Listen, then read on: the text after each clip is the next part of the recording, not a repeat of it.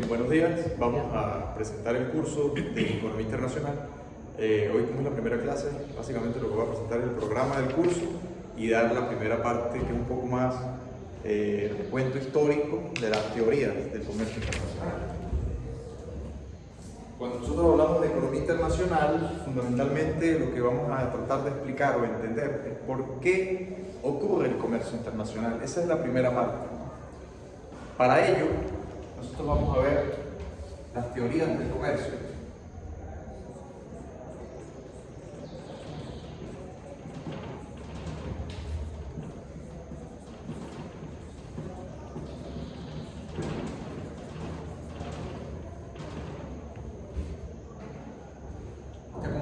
Vamos a decir el contenido programático de lo que vamos a ver en la materia. La unidad 1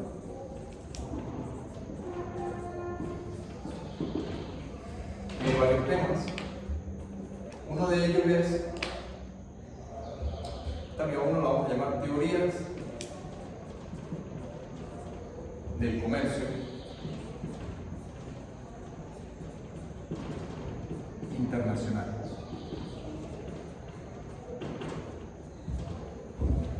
La primera teoría que nosotros vamos a mirar es la teoría del mercantilismo.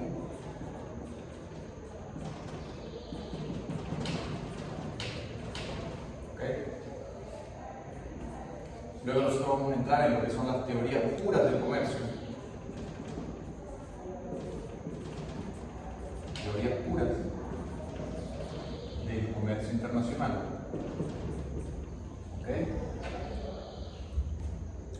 Básicamente, dentro de esas dos teorías, nosotros vamos a revisar la teoría de las ventajas absolutas,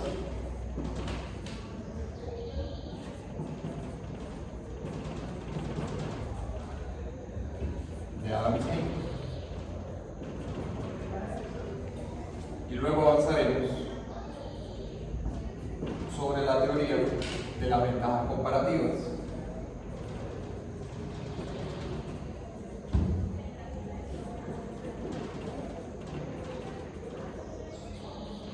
de la ley de Carnot, para posteriormente entrar en lo que son las teorías modernas,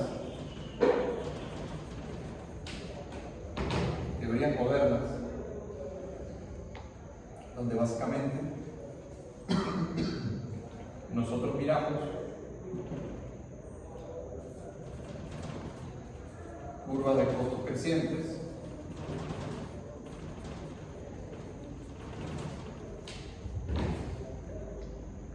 términos de intercambio,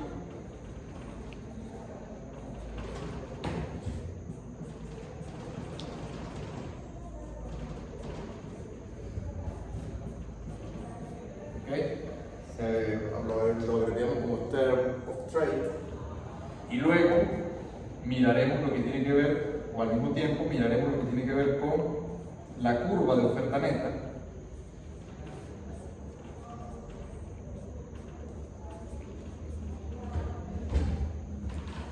ley de la demanda recíproca,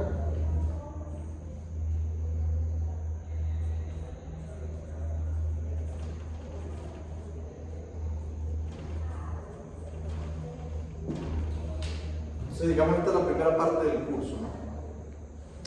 Luego nosotros avanzaremos ya en la unidad 2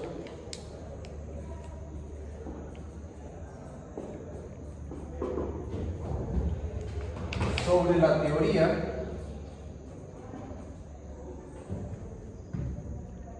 de la dotación de factores.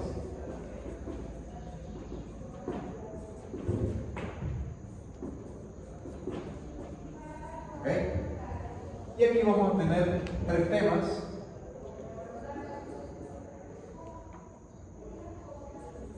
Modelo de Hesker-Ohlin. Modelo de Hesker-Ohlin. Ahorita no recuerdo exactamente cómo es que se escriben los apellidos, no quiero cometer la imprecisión, pero modelo de Hesker-Ohlin. paradoja de Leontiev.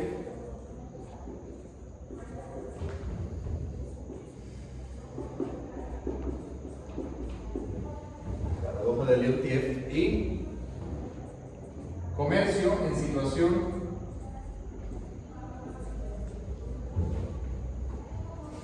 de competencia monopolística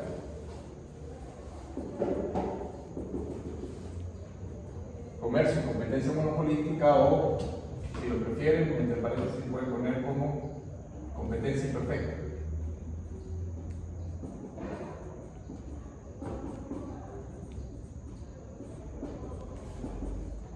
Okay. Hasta acá el curso es una extensión de microeconomía, o sea, es microeconomía aplicada, en realidad es una parte, como podría llamar, como microeconomía 3. Digamos, en microeconomía 1 estudiamos el comportamiento de los agentes económicos, cada uno por separado, miramos la teoría del consumidor, teoría de la firma o de la empresa, y luego competencia perfecta, y se comienza a ver competencia imperfecta, ¿no? Luego, en el microeconomía 2, ustedes ven las teorías cuando la competencia es imperfecta, teoría de juegos, tipos de juegos, y ustedes obviamente ven qué ocurre entre empresas. Bueno, básicamente en micro 2 avanzan luego sobre un tema que es equilibrio general, pero visto dentro de una economía, ¿okay? Como una economía alcanza ese equilibrio general, teoremas del bienestar, etc. Ahora, en economía internacional, hasta aquí podríamos verlo como una micro 3, porque luego es aplicar todas esas teorías que son ciertas a lo interno para una economía, pero ya no entre empresas, sino entre países, que en última instancia son empresas, pero de distintos países. Luego vamos a tener, hasta aquí, hasta esta parte del curso, que hay una interacción del comercio que se genera entre diferentes países, dadas las circunstancias o dados los recursos con los que cuentan un lugar y otro. Ahora, avanzando en este sentido, la unidad 3 y 4 ya es un poco más macro. ¿Por qué? Porque luego ustedes lo van a ir viendo a lo largo del curso que hasta aquí nosotros siempre vamos a hablar todo en términos de precios relativos, con lo cual en última instancia no nos va a interesar tanto el precio de un producto o el precio por unidad de algo, de un bien exportable, sino lo que nos interesa aquí es el intercambio, tantas unidades de determinados bienes por tantas unidades de otros bienes, tantas unidades de petróleo. Al final, cuando tú intercambias en el comercio internacional petróleo para importar comida, por ejemplo, exportas petróleo, importas comida. Un país como China exporta manufacturas, importa recursos naturales, insumos. Un país como Estados Unidos exporta capital, tecnología, importa manufacturas o productos de producción en masa. Digamos que esta parte del curso siempre la vamos a ver en términos de intercambio, probablemente lo vamos a ver en detalle, todo en términos de precios relativos, con lo cual es un concepto que ustedes tienen que tener muy claro. Bueno, yo les invito a que ustedes revisen sus apuntes de microeconomía, que revisen sus apuntes de microeconomía.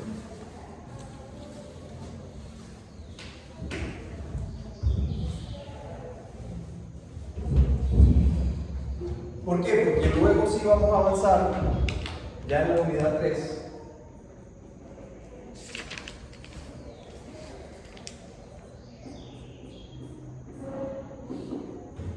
con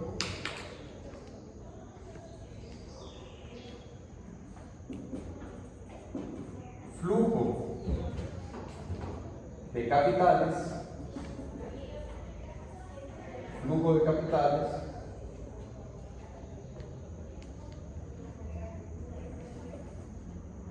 productos. ¿Okay? Flujo de capitales y productos, dentro de lo cual nosotros vamos a ver, propiamente dicho, la política comercial,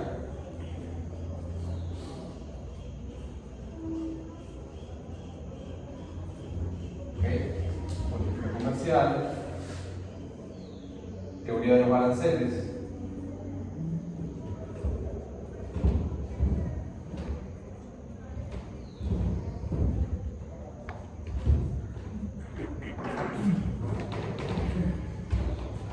teoría de los aranceles.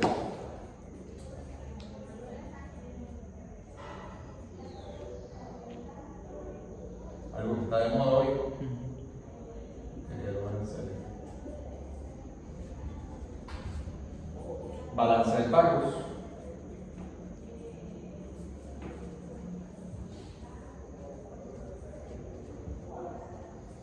Régimen cambiarios. Regímenes cambiarios. Tipo de cambio.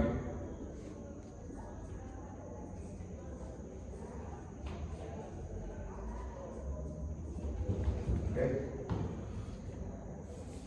Entonces, digamos, ya aquí en esta parte nosotros sí vamos a mirar las monedas, con lo cual entonces ya pasamos de precios relativos a índice general de precios, conceptos como inflación, que han de recordar de macro, y que por supuesto ven o verán en monetario. Pero cómo eso afecta al tipo de cambio, que al final lo que te está diciendo es cómo están los movimientos de flujo de capitales y productos que está recogido en la balanza de pagos. Que incide en las teorías que explican el comercio. Y finalmente, por acá.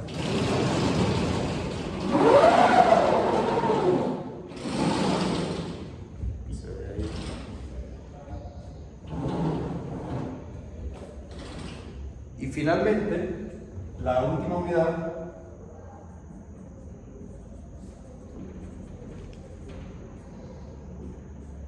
unidad 4 tiene que ver con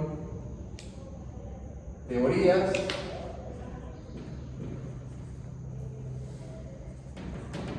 de integración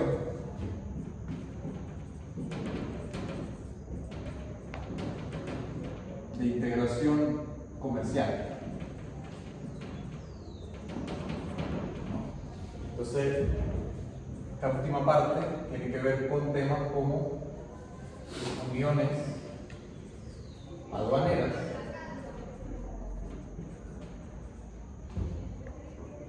tiene que ver con temas como formación de cárteles,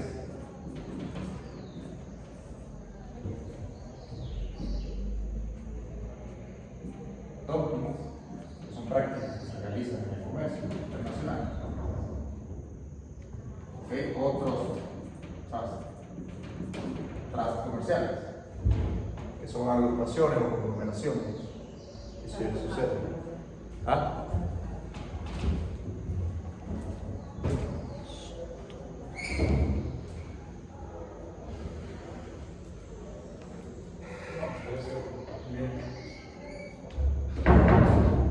Bien.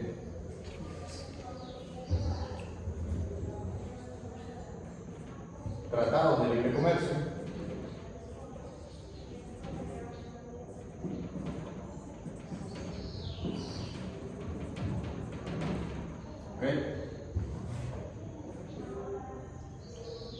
Las teorías que están detrás, digamos, de la integración comercial de la Unión Europea, el Tratado de Libre Comercio de América del Norte, el TLCAN, que precisamente es ese Tratado de Libre Comercio el que el gobierno actual de Estados Unidos acaba de derogar, por así decirlo. Mercosur, Tratado del Pacífico,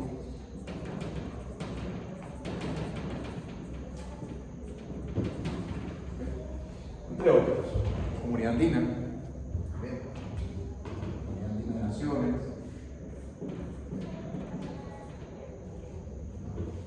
entre otros.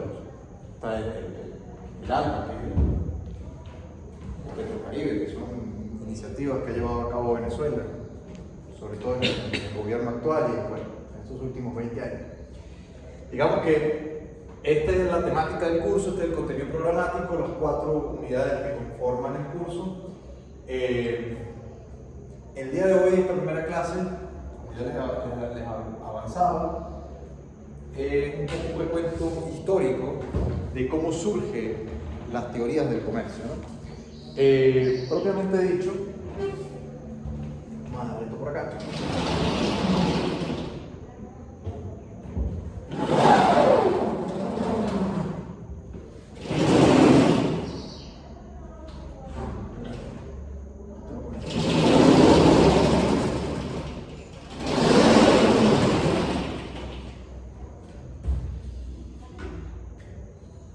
Entonces, el tema 1, que es el mercantilismo,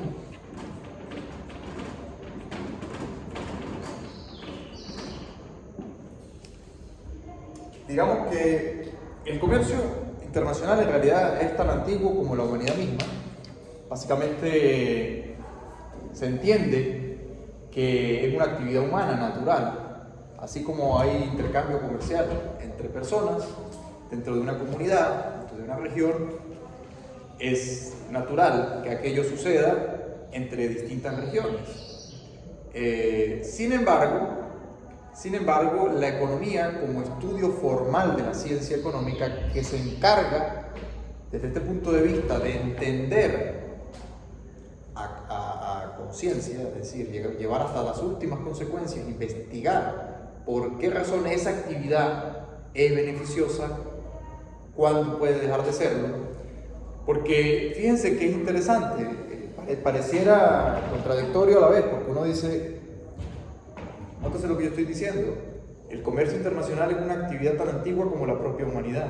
Entonces, ¿por qué ahorita Estados Unidos está cerrándose al resto del mundo? ¿Y por qué otros países están haciendo lo propio?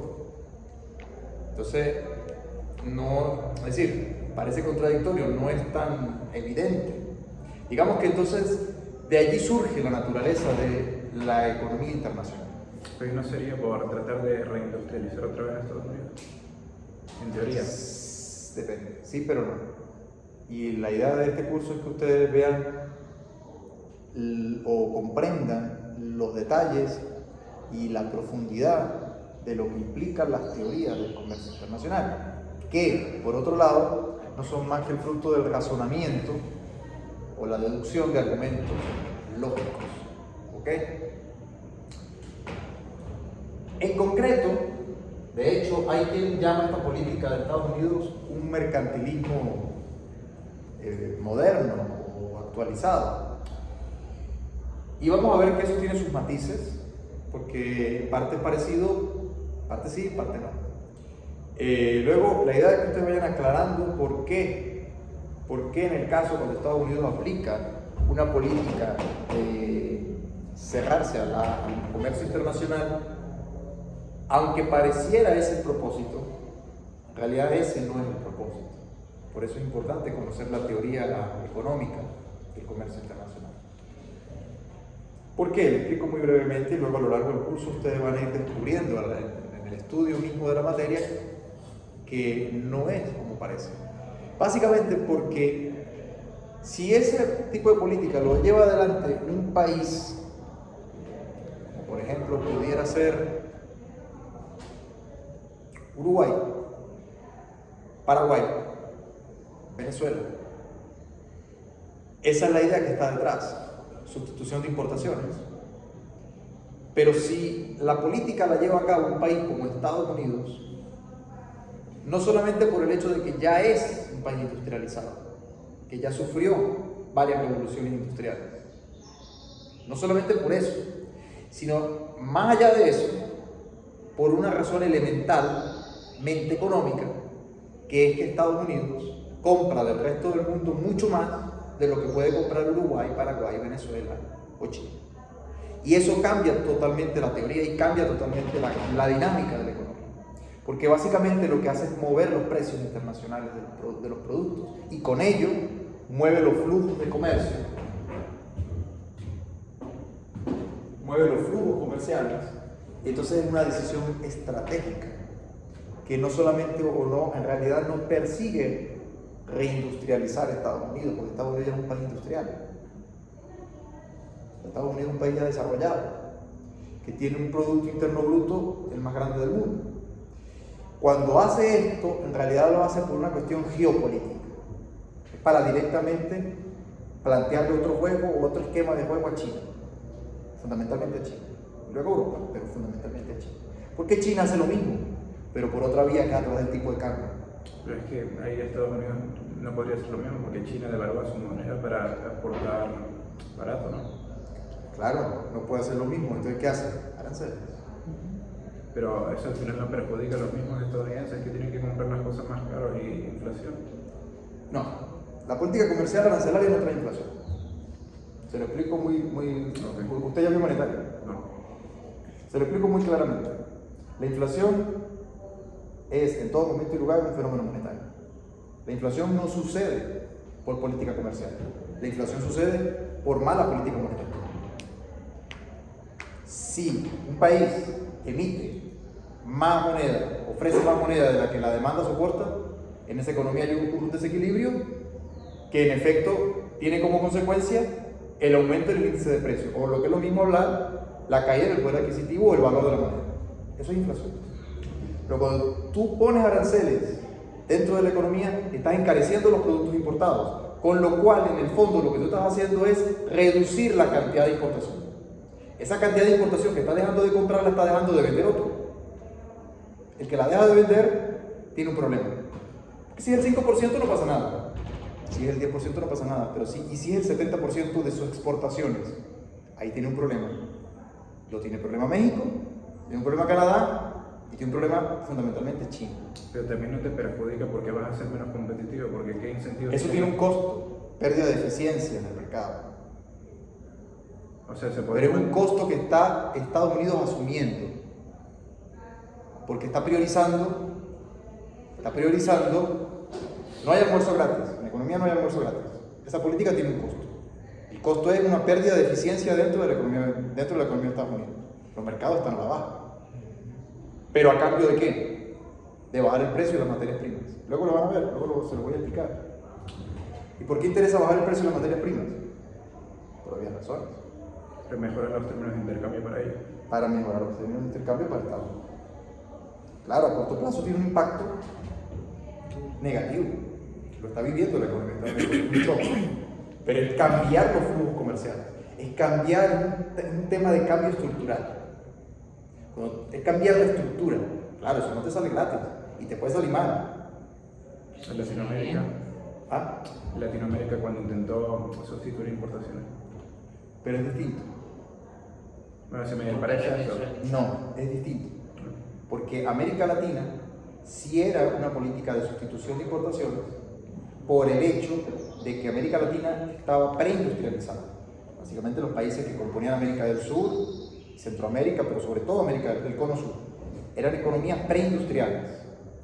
Pero sobre todo y fundamentalmente, vuelvo y repito, lo que cada país de América Latina compraba del resto del mundo no es ni por asomo comparable a lo que compra Estados Unidos del resto del mundo. El hecho de que Argentina deje de comprarle a China o Brasil deje de comprarle a China no es tan importante como que deje de comprarle a Estados Unidos. Estados Unidos consume más de lo que consume Europa completo. Claro, aquí yo me estoy adelantando porque todo esto es tema de este curso. Porque estos son, digamos, teorías que vamos a estudiar a profundidad. Y ustedes se van a dar cuenta que la materia se torna un poco densa. Por eso yo les recomiendo que desde ya vayan estudiando micros, fundamentalmente. ¿Ok? Herramientas de micro, además de la matemática, por supuesto. Curvas de indiferencia, frontera de posibilidad de producción, curva de costos crecientes, curva de costos constantes, rendimientos crecientes y constantes, de escala. Todos son conceptos que tienen que tener muy claros en el contexto de micro. ¿Ok? Vuelvo y repito, esto lo vamos a ver al detalle. Los modelos explican todo esto que yo estoy aquí diciendo. Me estoy adelantando para abordar tu pregunta. No es lo mismo que la política arancelaria la aplique un país cuya demanda neta de bienes importados es menor que un país donde es mayor. No es lo mismo. Eso se llama, en la teoría tiene una diferencia, país pequeño y país grande, así se le llama. De hecho, la teoría te dice que en libre comercio, en situación de libre comercio, y eso lo vamos a ver en detalle, en situación de libre comercio, el país que más gana es la economía pequeña. Y la historia lo demuestra. En la relación de libre comercio que ha ocurrido desde los años 70 o de los 80 más propiamente, entre China y Estados Unidos, ¿quién se benefició más? China, que era la economía pequeña. Esto también tienen que entenderlo, me imagino que lo deben haber visto en macro, pero tienen que tenerlo claro. ¿Cuál es la diferencia cuando hablamos de país pequeño y país grande? Concepto importante. Mercado. En economía, no. Eso es muy importante que tengan claro qué es país pequeño y qué es país grande en economía. No estamos hablando de dimensión geográfica, no estamos hablando ni siquiera del tamaño del PIB, ni siquiera del tamaño del PIB per cápita, ni de su tasa de crecimiento, no estamos hablando de eso. Tampoco del tamaño de su mercado, no directamente. Cuando decimos país pequeño, país grande, hacemos referencia a un concepto muy clave en economía, que tiene que ver con competencia imperfecta. O sea, básicamente, aquel país o aquella economía que tiene la capacidad de mover los precios internacionales y la que no. Básicamente, si hablamos de monopsonios o monopolios, no absolutos, relativos. En el caso que estamos hablando es que Estados Unidos es un monopsonio, un cuasi monopsonio, porque compra de México más del 70% de sus exportaciones van hacia los Estados Unidos. Si México reduce ese 70% que exporta a la mitad, México tiene un problema, porque luego tiene que ver dónde coloca esa misma producción o dejar de producirla, con lo que eso implica para la economía mexicana. Básicamente, del Tratado de Libre Comercio, el TLCAN, en el año 94, ¿quién se benefició más? Han pasado 30 años, ¿quién se benefició más? ¿Estados Unidos o México? México se benefició más.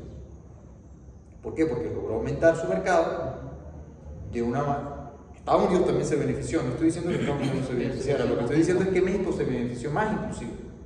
Estados Unidos se benefició, ¿por qué? Porque logró traer productos a más bajo precio y probablemente con la misma calidad o similar calidad, o en algunos casos mejor calidad.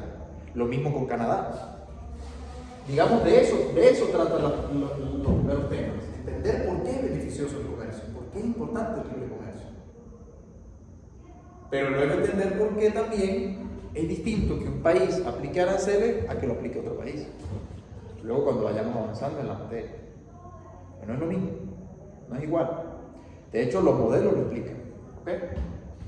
Ahora, no sé si hay algún otro comentario. Esta materia, ahorita, bueno, cada vez que vienen este tipo de políticas, la materia de economía internacional se pone de moda, porque todo el mundo habla de ello.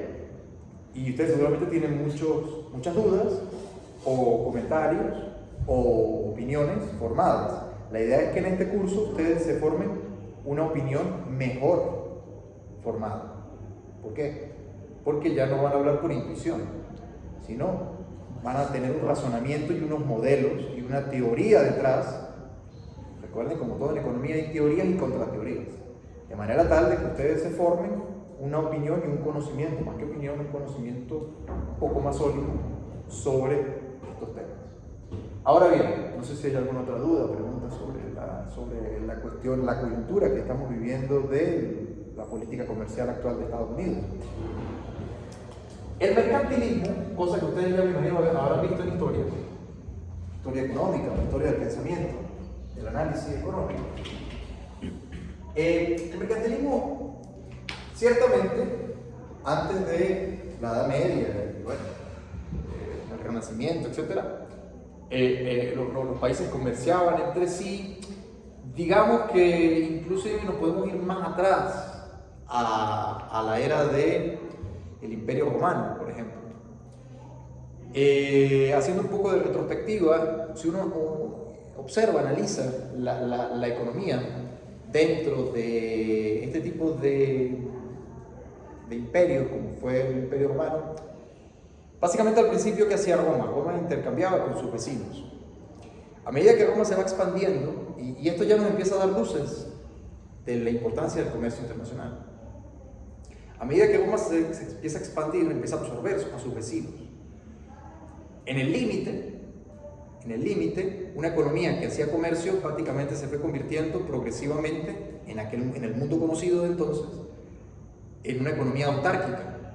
Autarquía es un concepto que referencia el hecho de que una economía se autoabastece. Es lo opuesto al libre comercio. O sea, dicho en otros términos, si nosotros hablamos de aranceles del 100% en una economía, por ejemplo, es una economía que se cierra completamente y entonces queda en una situación de autarquía. O sea, no importa productos del resto del mundo y tampoco los exporta. Entra en autarquía, o sea, se cierra el comercio entre países. Básicamente, si lo analizamos en retrospectiva, claro, esto es algo que no le gusta a los historiadores, pero nosotros como en economía nos damos la licencia de mirar en retrospectiva a la luz de las teorías actuales o teorías modernas, hechos del pasado. Pero básicamente si uno lo analiza, básicamente cuando una economía empieza a absorber a sus vecinos, deja de comerciar con ellos, y al absorberlos entran dentro de la misma economía, con lo cual la economía se va haciendo cada vez más autárquica. Eso está inclusive en el fondo, una de las causas que derivó en la crisis que luego produjo la caída del Imperio Romano. ¿Ok? Si lo vemos en tiempos más modernos, algo lo que le pasó similar a la Unión Soviética. La Unión Soviética, previo a la Unión Soviética, comercializaba entre países. Letonia, Lituania, Estonia, Ucrania, Moldavia, los países que Uzbekistán y Kazajistán, digamos los países que conformaban a la Unión Soviética, previo a la Unión Soviética comercializaban entre ellos. Una vez que la Unión Soviética se consolida como una sola república, o una unión de repúblicas más propiamente dicho, empieza a unificar criterios, con lo cual todo pasa a ser una misma economía. Y al pasar a ser una misma economía, la economía empieza a ser más autárquica que de libre comercio. ¿Okay? Sin entrar en consideraciones del modelo económico soviético, simplemente analizando lo que era la economía internacional. ¿Okay? Ahora, ciertamente, durante diferentes periodos de la historia, las economías han sido más o menos abiertas. Lo mismo uno pudiera analizar que le ocurrió a España. Básicamente, España era un país que comercializaba con el resto de Europa. Ahí, de hecho, comienza a surgir el mercantilismo.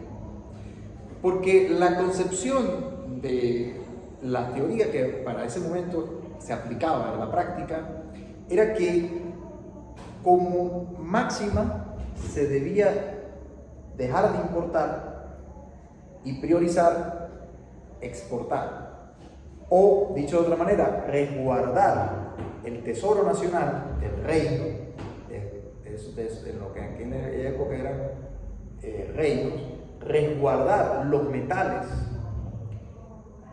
básicamente plata y oro. No sé si lo vieron en la historia económica, en realidad era más plata que oro la que sacaban de las colonias, pero la idea fundamental del mercantilismo era que se debía tratar de importar lo mínimo, o sea, reducir las importaciones. Por eso, cada vez que hay una política que se opone a las importaciones, tiende a parecerse al mercantilismo.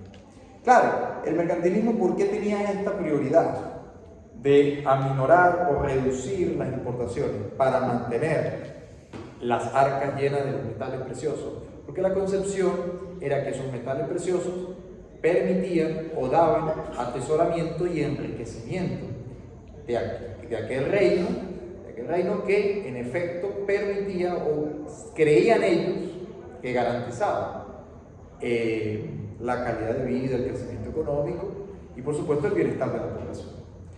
Ahora, hacia mediados del siglo XVI, XVII, principios del siglo XVIII, aproximadamente, y ya propiamente dicho en el siglo XVIII, hacia mediados de 1700, empiezan a ocurrir reflexiones por parte de lo que en esa época eran filósofos, todavía no eran economistas, que sentaron las bases de conceptos que hoy en día están presentes en lo que es la ciencia económica.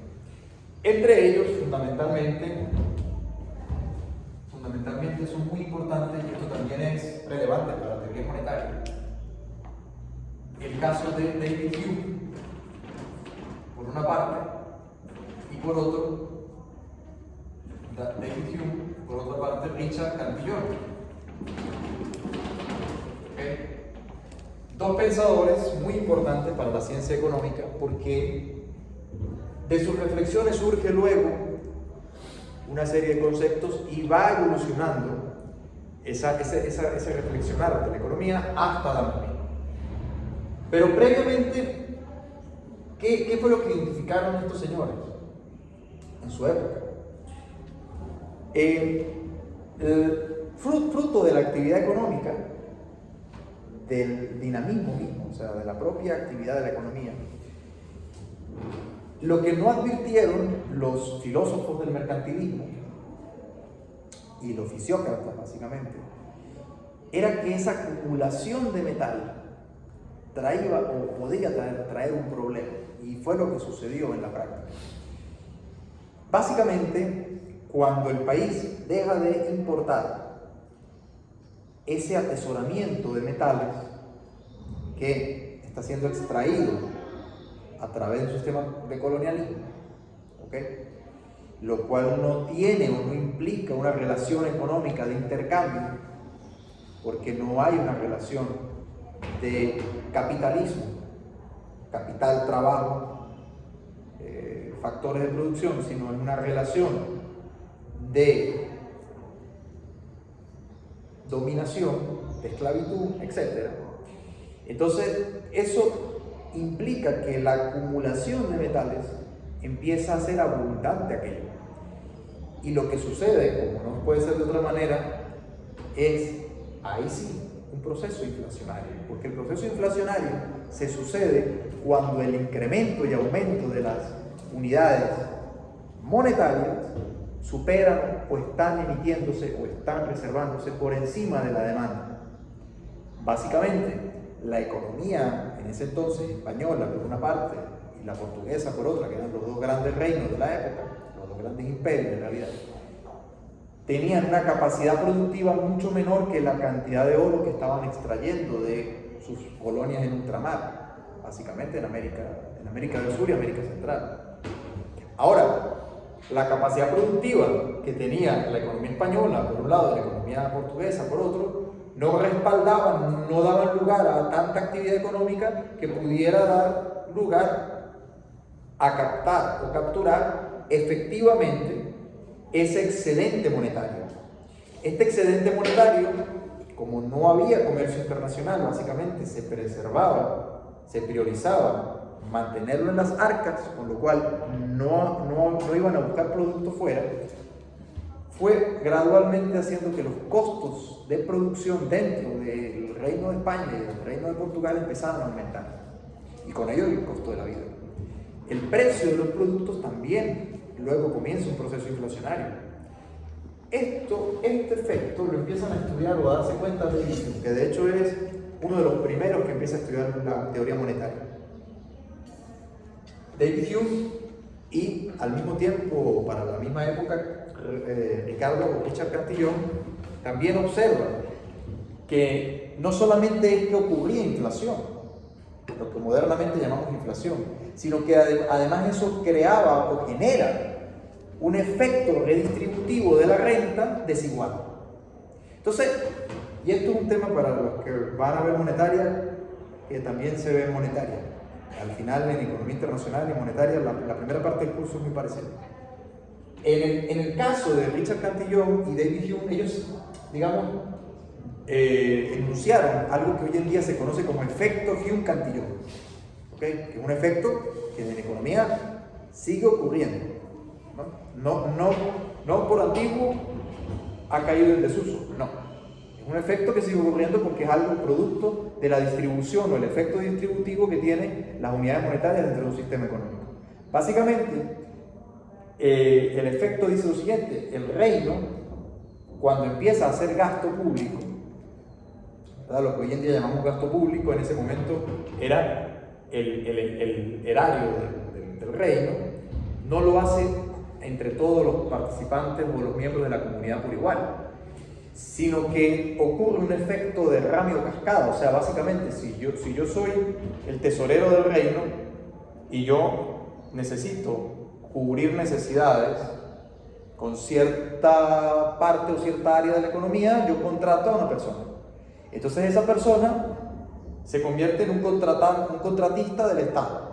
Ese contratista del Estado recibe primero el impacto monetario, porque yo le estoy pagando o le estoy generando una salida de capital financiero o de dinero propiamente dicho.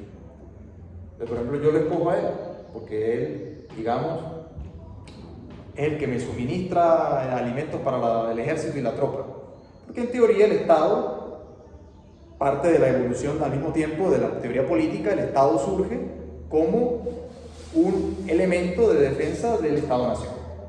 O sea, la política se encarga de eso, para que la economía tenga, o para que la sociedad tenga seguridad. Yo monopolizo las armas, el Estado en este caso monopoliza las armas, pero obviamente monopolizar las armas implica que eso hay que mantenerlo. Entonces, contrato a esta persona para que me suministre los alimentos de la tropa. Pues claro, hay que defender al reino, lo que en ese entonces, claro, en la Edad Media eran los feudos, pero ya en la edad del colonialismo eran estados-nación, había que defenderlo de guerras entre otros países. Ahora, eso implicaba una salida de dinero. Esa salida de dinero, él luego se va a encargar, a su vez, de hacer compras. Empieza un efecto redistributivo o multiplicativo del dinero. Ahora bien, aquí es donde viene el efecto.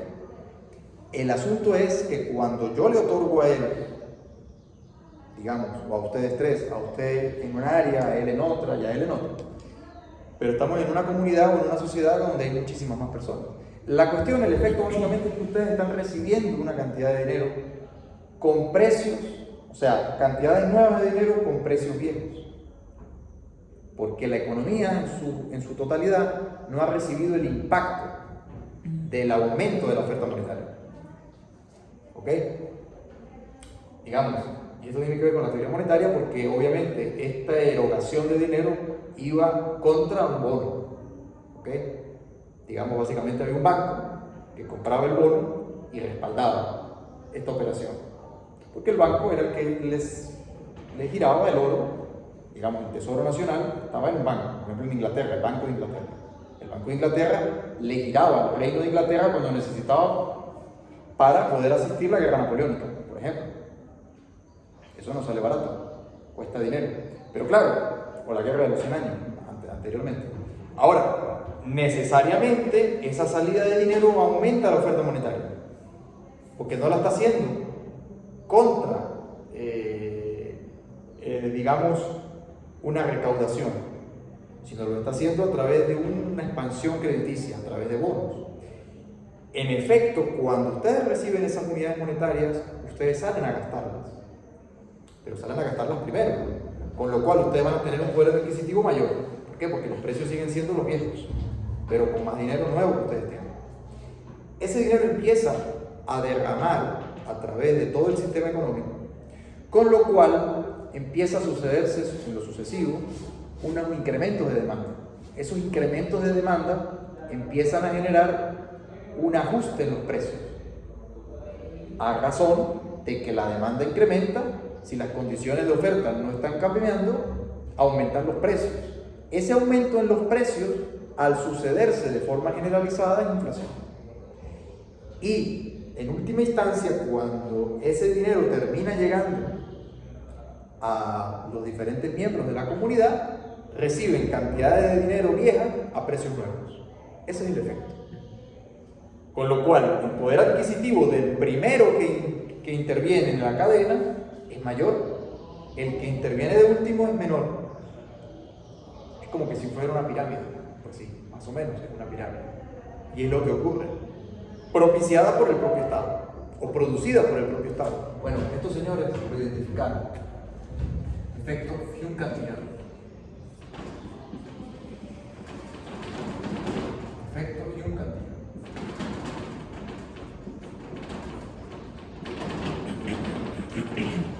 ¿Y cuál es el problema? El problema de esto tiene una implicación en términos de la economía interna y otro en términos de la economía externa, o sea, básicamente la economía nacional y la economía internacional. Nosotros aquí vamos a encargarnos de profundizar y analizar lo que ocurre con respecto a la economía internacional. A partir de aquí hay dos situaciones, una de tipo economía interna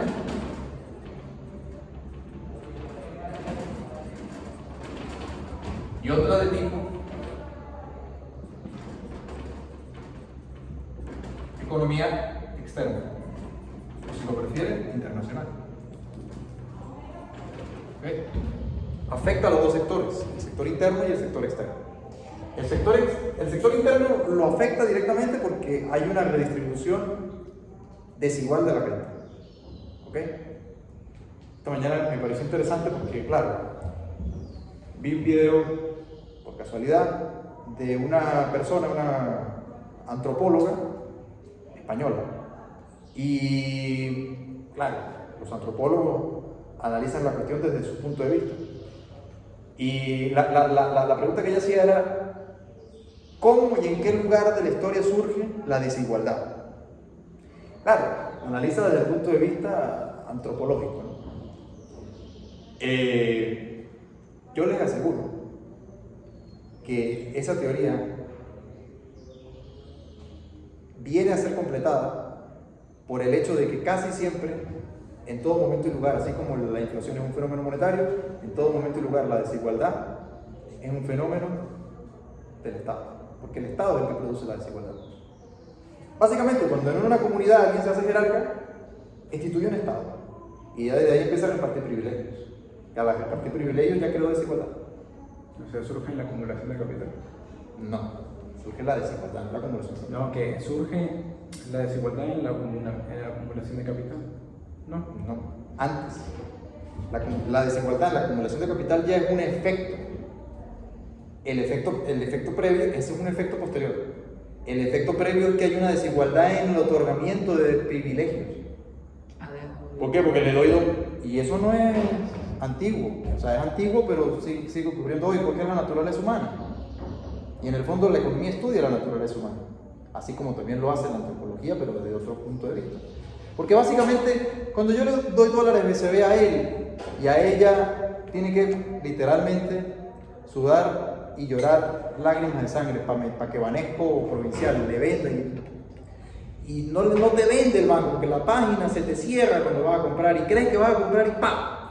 Mientras que a otra persona sí le venden 5.000, 10.000, 20.000 dólares. Ahí hay una diferencia, lo cual crea desigualdad. ¿Y quién la está creando? El Estado. La crea el Estado. Ahora, nosotros, desde ese punto de vista, como científicos sociales, tenemos que identificar las cosas como son. No como creemos o nos gustaría que fueran, como son. Desde ese punto de vista, el efecto de un cantillón, en lo que ellos estaban identificando, era un efecto de desigualdad creado por el Estado, por vía mecanismo monetario.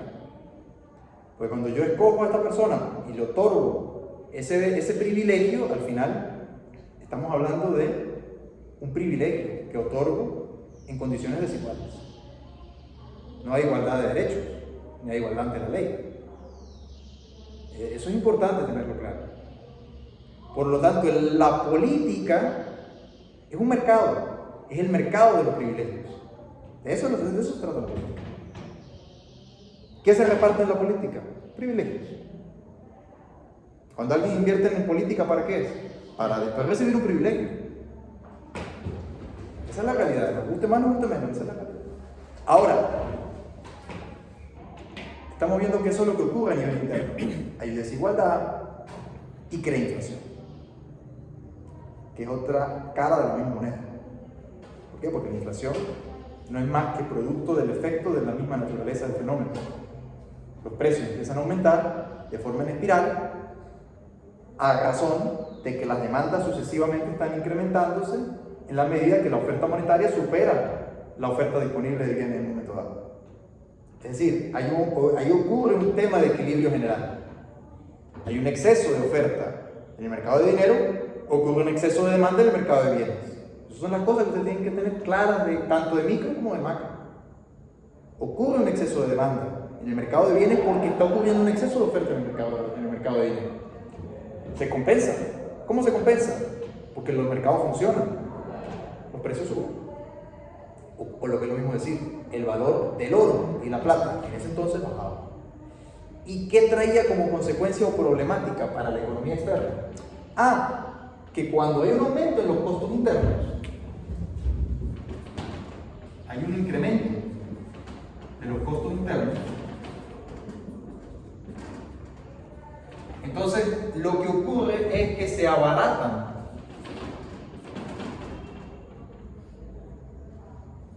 los productos,